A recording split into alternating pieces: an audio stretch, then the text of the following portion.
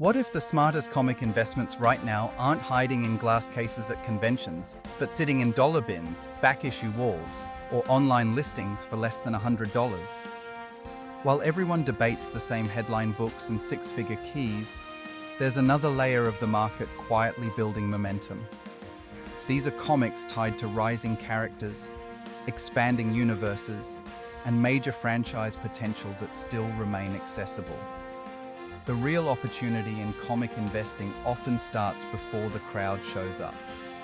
The question isn't whether affordable books can grow, it's whether you can recognize them before everyone else does.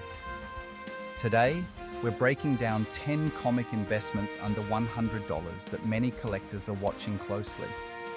These aren't the same books everyone repeats in every list.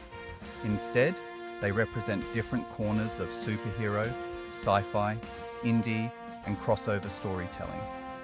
Each one has a reason collectors believe it could gain traction over time, whether through media exposure, character growth, scarcity at higher grades, or expanding fan bases. The first book is Moon Knight #1 from 1980. One key point is character evolution. Moon Knight has grown from cult favorite status into a mainstream Marvel presence through television and expanded comic runs. Another factor is long-term psychological appeal. Complex anti-heroes tend to attract sustained fan interest because their stories feel layered rather than one-dimensional. Third, entry-level affordability makes it possible to acquire solid copies without major capital. Finally, as Marvel continues exploring darker street-level storytelling, earlier Moon Knight issues remain foundational to the character's legacy. The second book is Nova #1 from 1976. One key point is cosmic franchise potential. Nova has long been rumored for cinematic or streaming adaptation within Marvel's cosmic universe. Another factor is historical importance, as this issue marks the character's first solo series. Third, accessibility under $100 in mid-grade copies makes entry manageable. Finally, as Marvel continues expanding its cosmic storytelling beyond the Guardians of the Galaxy, Nova remains one of the most likely characters to re-emerge. The third book is The Department of Truth #1. One key point is cultural relevance. Conspiracy-driven storytelling resonates strongly in modern entertainment. Another factor is indie momentum. Creator-owned titles often experience delayed spikes when adaptation announcements surface. Third, the series has built a loyal readership that continues to grow. Finally, first printings remain relatively accessible compared to older keys, offering room for appreciation if broader media attention develops. The fourth book is Black Panther #1 from 1998. One key point is franchise longevity. Black Panther has become one of Marvel's most globally recognized heroes. Another factor is cultural significance. The character represents more than a superhero. He carries historical and symbolic weight within the Marvel universe. Third, the 1998 series marked a turning point in how the character was written and presented. Finally, as Wakanda continues expanding in film and comics, early solo titles remain essential pieces of the character's timeline. The fifth book is Something is Killing the Children, #1 in later printings. One key point is horror crossover appeal. The series blends horror and sci-fi elements with strong character development. Another factor is adaptation potential, as the property has been linked to streaming development discussions. Third, fan loyalty remains strong, with consistent sales and demand for early issues. Finally, alternative printings still allow collectors to enter the market below premium first print prices. The sixth book is Silver Surfer #1 from 1987. One key point is cinematic inevitability. The Silver Surfer has long been considered one of Marvel's most visually striking cosmic characters, making live-action adaptation highly plausible. Another factor is cosmic storytelling expansion within Marvel Studios. Third, affordability in solid condition makes it accessible. Finally, As Marvel builds toward larger cosmic arcs, foundational surfer issues may gain renewed attention. The seventh book is The Nice House on the Lake, number 1. One key point is modern sci-fi mystery appeal. The series blends psychological tension with speculative elements, making it adaptable to prestige television.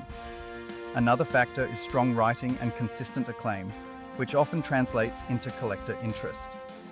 Third, early issues remain under $100 in many grades. Finally, horror and sci-fi hybrids have shown strong adaptation momentum in recent years. The eighth book is Young Avengers number 1 from 2005. One key point is next-generation character growth. Several members of the Young Avengers have already appeared in Marvel's streaming series. Another factor is long-term MCU planning, as younger heroes are clearly being positioned for future storylines.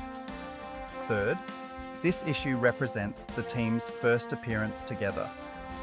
Finally, accessibility under $100 in raw form makes it appealing to collectors anticipating continued expansion of the Marvel Universe. The ninth book is Descender number 1. One key point is artificial intelligence relevance. As AI becomes a dominant theme in entertainment and real-world discussion, sci-fi properties centered around robotics gain renewed interest. Another factor is the distinctive watercolor artwork that gives the book a strong visual identity. Third, creator reputation adds credibility to long-term storytelling. Finally, affordability remains a strength, keeping entry points manageable for newer collectors. The 10th book is Red Sonja number 1 from 1977. One key point is the adaptation discussion.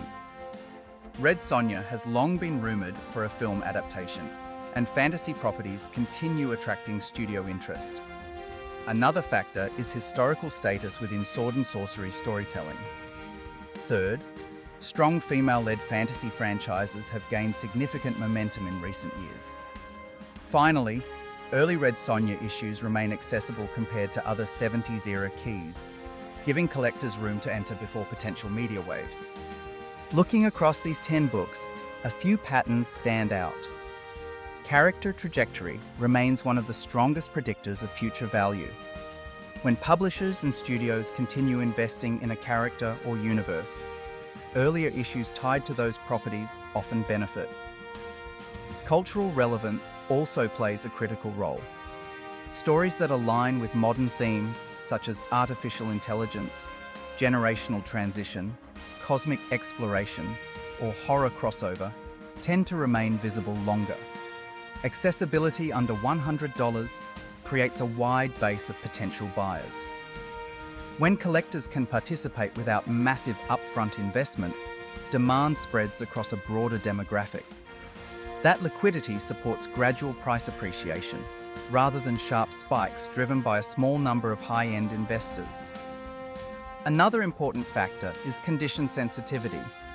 Many of these books remain affordable in mid-grade form, but high-grade copies may already be harder to find.